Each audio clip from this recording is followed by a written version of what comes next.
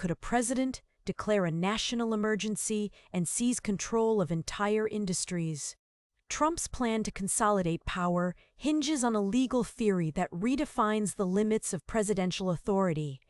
J.D. Vance presents the argument for this controversial strategy. But what are the risks to our constitutional system?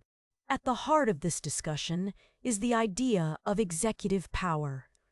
Some believe the president has broad authority, especially during a perceived crisis. This view often relies on interpretations of the Constitution that favor a strong, unitary executive.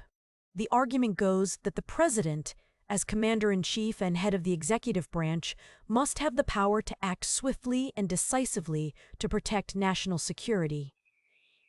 J.D. Vance might argue that Trump's actions were necessary to address specific threats or challenges facing the country. He might point to the need for decisive leadership and argue that traditional checks and balances hinder the government's ability to respond effectively. This perspective often emphasizes national interests and the idea that the president has a mandate to act in the best interests of the people. However, there are significant concerns about this approach. Expanding executive power can undermine the separation of powers, a cornerstone of our constitutional system. Checks and balances, designed to prevent any one branch from becoming too powerful, could be weakened.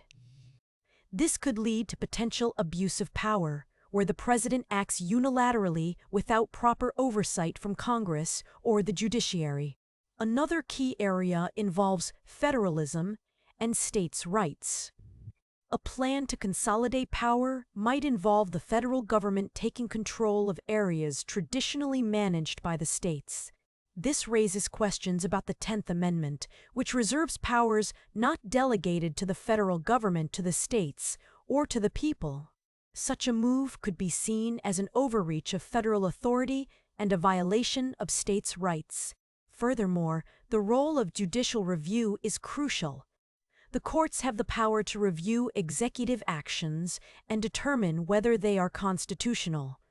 An attempt to consolidate power might involve challenging or circumventing judicial review, potentially leading to a constitutional crisis. The use of executive orders and presidential directives also comes into play.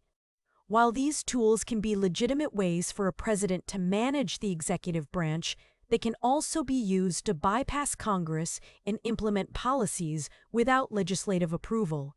This raises concerns about accountability and the democratic process. Ultimately, the legal theory behind any plan to consolidate power must be carefully scrutinized. It's essential to consider the potential impact on our constitutional system, the rights of individuals, and the balance of power between the different branches of government. It is also important to consider the long-term implications of such actions. What precedents are being set? How might future presidents use these expanded powers? These are critical questions that deserve careful consideration. There are definitely things we didn't cover in this video, such as the potential for abuse related to campaign finance and lobbying, and how those might play into these types of power consolidation.